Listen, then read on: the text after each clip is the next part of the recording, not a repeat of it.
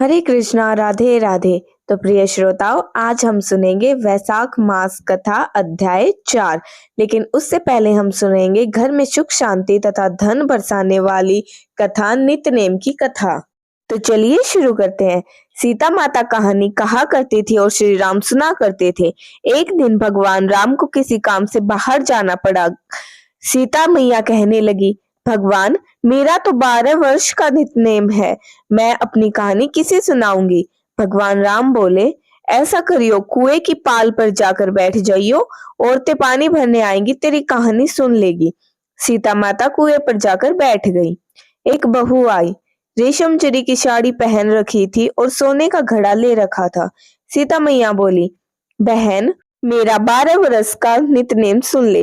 बहू बोली, मैं तेरा 12 बरस का नित्यनेम सुनूंगी तो मुझे देर हो जाएगी, घर में सास लड़ेगी।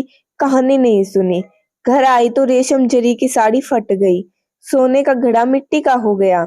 सासू बोली, बहू, किसका दोष सिर ले आई हो।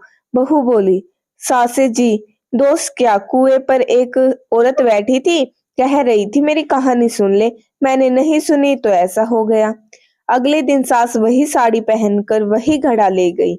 सीता माता बैठी पाई, मेरी कहानी सुन ले बहन। सास बोली, कहानी एक बार छोड़ 4 बार सुनू।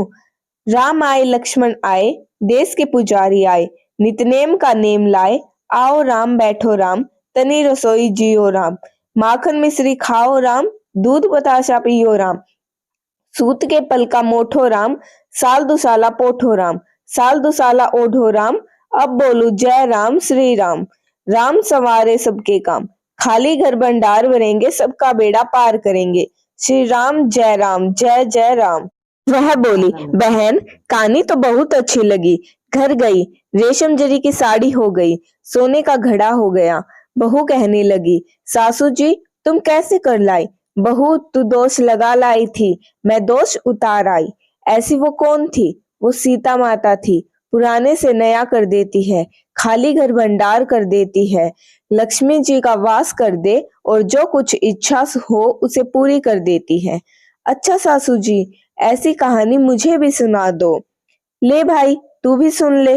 राम आए, लक्ष्मण आए, देश के पुजारी आए, नितनेम का नेम लाए, आओ राम बैठो राम, तनी रसोई जीमो राम, माखन मिश्री खाओ राम, दूध बताशा पियो राम, सूत के पाल का मोठो राम, साल दुसाला पोठो राम, साल दुसाला ओढ़ो राम, अब बोलू जय राम श्री राम।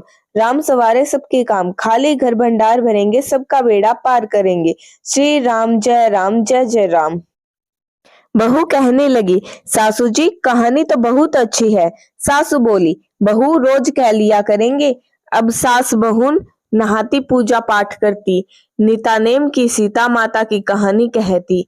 एक दिन उनकी पड़ोसन आई, बहन जरा आंच दे दे। वह कहने लगी, अभी हमने आंच नहीं जलाई। वह बोली, तुम 4 बजे से उठकर क्या कर रही हो। हम नहाए धोए, पूजा पाठ करी, सीता माता की कहानी कही। वह बोली, इससे क्या होता है। बोली, सीता माता की कहानी कहने से अटूट भंडार भरते हैं, सारे कार्य सिद्ध हो जाते हैं। पड़ोसन बोली, बहन, ऐसी कहानी तो मुझे भी सुना दे। वह बोली, ले भाई, तू भी सुन ले। राम आए, लक्ष्मण आए, देश के पुजारी आए, नितानेम का नेम लाए, आओ राम बैठो राम, तनी रसोई जीमो राम, माखन मिश्री खाओ राम, दूध बताशा पियो राम, सूत के पल का मोठो राम, शाल दुसाला पोठो राम, शाल दुसाला ओढ़ो राम, अब बोलू जय राम जी राम। राम सवारे सबके काम, खाली घर भंडार भरेंगे, सबका बेड़ा पार करेंगे, श्री राम जय जय राम। कहने लगी, बहन, कहानी तो मुझे बहुत अच्छी लगी। अब वह पड़ोसन भी नितनेम सीता माता की कहानी कहने लगी। सीता माता ने उसके भी भंडार भर दिए। मेरी सीता माता जैसे उन सबके भंडार भरे, मेरे भी भरियो। लक्ष्मी का वास हो, अन्नपूर्णा का वास हो। बोलो सीता माता की जय। जय श्री राम, जय श्री राम। तो प्रिय श्रोताओं, अब हम सुनते हैं वैशाख मास कथा अध्याय 4।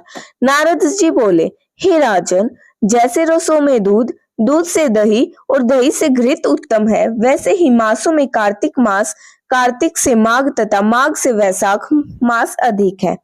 इसमें धर्म करना बरगद की ब्राही की तरह बढ़ता है।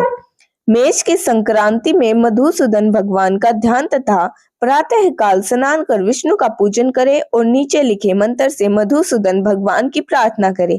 हे मधुसूदन देवादिदेव, मैं वैशाख मेष की संक्रांति पर प्रातः काल स्नान करने की कामना करता हूँ। आप इनसे निर्विघ्न पूर्ण कीजिए। फिर अर्घ देते हुए कहे, हे मधुसूदन, आपको अर्घ देता हूँ, इसे भली भांति ग्रहण कीजिए। गंगादि नदी तीर्थ सब जलाशय मेरे दिए हुए अर्घ को प्रसन्नता से ग्रहण करें और मुझ पर प्रसन्न हो और यथोचित फल दीजिए। फिर वस्त्र पहनकर आहनिक कर्मों को करें। फूलों से भगवान का पूजन करें। विष्णु भगवान की वैशाख मास संबंधित कथा सुने। वह कोटि जन्म के संचित पापों से छूटकर मोक्ष पाता है। पृथ्वी, स्वर्ग और पाताल कहीं भी दुख नहीं होता, कभी घर में नहीं जाता और न कभी माता का दूध पीता है।